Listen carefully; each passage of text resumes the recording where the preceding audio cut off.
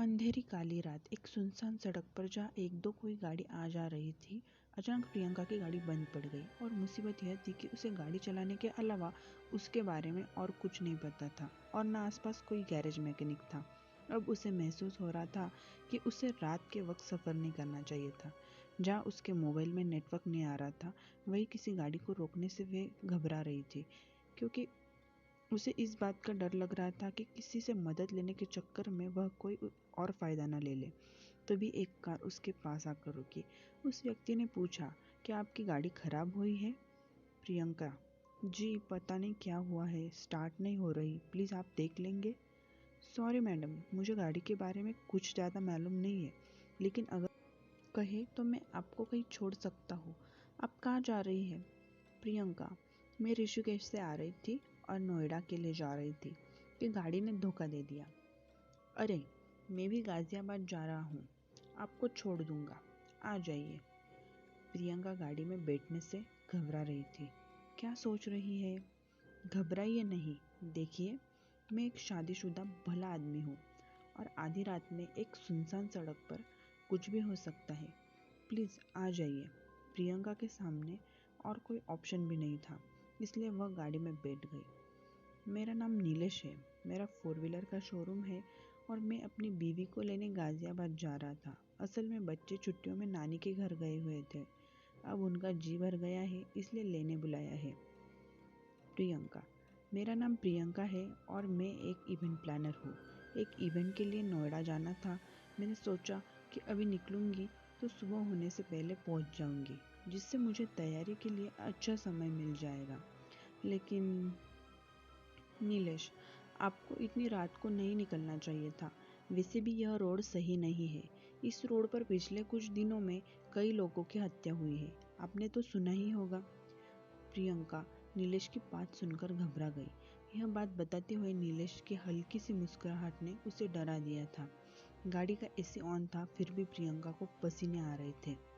नीलेश, मैंने सुना है कि वह कातिल लोगों को गला घोटकर मार देता है। आज तक पुलिस को कोई सबूत नहीं मिला।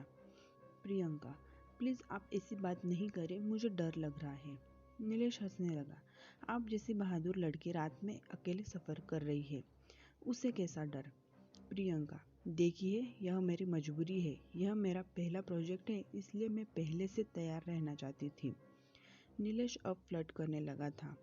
आप भी कहाँ इवेंट प्लानिंग में पड़ गई? आप जैसी सुंदर लड़की को तो एक्ट्रेस होना चाहिए, सारे मूवी शो हाउसफुल हो जाएंगे।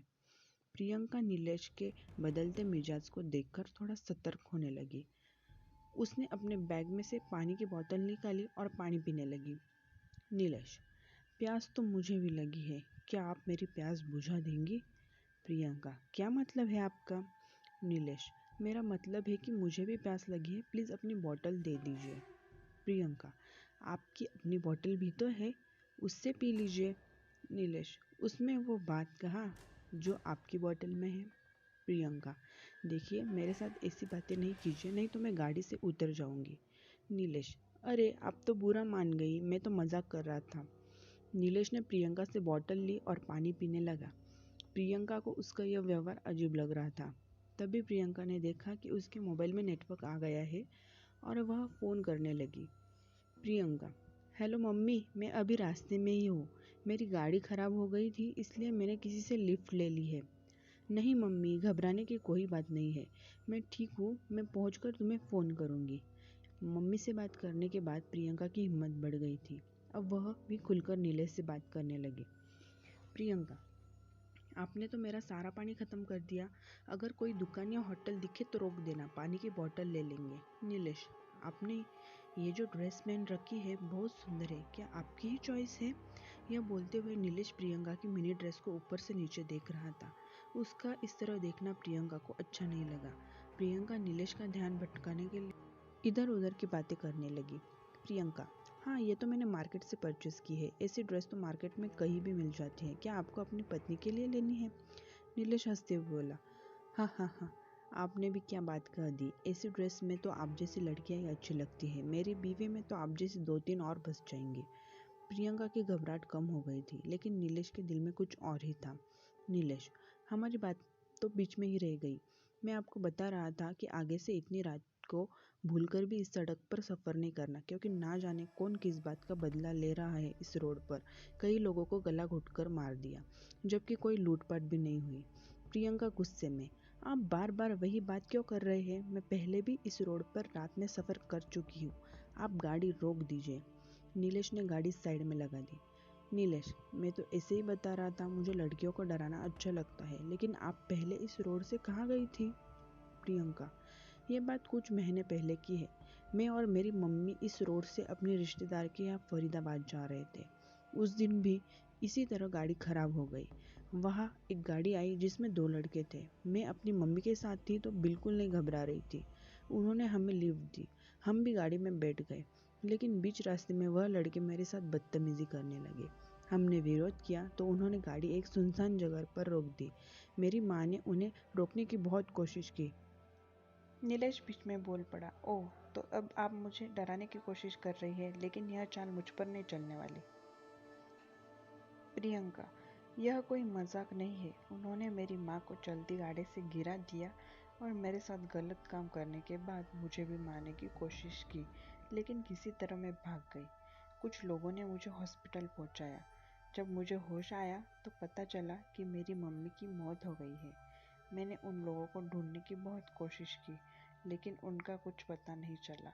फिर मैंने फैसला किया कि इसके जिम्मेदार वह लोग हैं जो अकेले लड़की को देखकर उसे लिफ्ट देने के बहाने उसे इस करने की सोचते हैं। इसलिए मैं पिछले कई हफ्तों से तुम जैसे लोगों का इंतजार करती हूँ और उन्हें मार देती हूँ। नीलेश खांसते हुए अब मजाक बंद करो, तुम जैसी लड़कियां क्या किसी को मारेगी? प्रियंका, मुझे लगता है तुम न्यूज़ अच्छे से नहीं देखते। मारने वालों को गला घोटने से पहले जहर दिया गया था, जिससे ताकतवर से ताकतवर को मारना आसान हो जाता है। नीलेश की हालत बिगड़ने लगी। लेकिन तुमने तुमने मुझे जहर कब दिया? मैंने तो कुछ नहीं खाया। प्रियंका जोर से हंसकर, हा हा हा हा, मैंने बोला था ना, अपनी बोतल से पानी पी लो, लेकिन फ्लर्ट करने के चक्कर में तुमने मेरी बात नहीं मानी।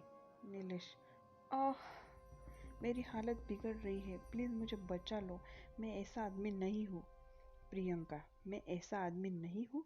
बस अकेली लड़की देखी और हो गई शुरू? क्या तुमने एक बार गाड़ी से उतर कर देखा कि मेरी गाड़ी खराब भी है कि नहीं? तुम्हें तो बस मुझे अपने गाड़ी में बिठाने की जल्दी थी। क्या तुमने यह देखा कि मैं एक शो के लिए जा रही हूँ और मेरे पास एक छोटे बैग के अलावा कुछ नहीं था? क्या तुमने मदद करने से पहले एक बार मेरे घर वालों से बात करने के बारे में सोचा? नहीं, क्योंकि तुम तो रंगीन सपनों में खोए हुए थे कि कब मैं मानूं और तुम गाड़ी किसी सुनसान जगह पर लगाओ। जब तक मैं जिंदा हूँ, तुम जैसे लोगों को उनके अंजाम तक पहुंचाती रहूंगी। इतना कहते ही प्रियंका ने हंसते हुए अपने बैग में से एक मोटी रस्सी निकाली। नीलेश असहाय पड़ा। यह सब होते देख रहा था। धीरे धीरे उसकी आंखों के आगे अंधेरा छाने लगा। गाइस, आपको ये स्टोरी पसंद आई हो तो लाइक कीजिए, शेयर कीजिए, अपनी राय कमेंट में ज़रूर बताइए एंड चैनल को सब्सक्राइब कीजिए। धन्यवाद। आपका दिन शुभ हो।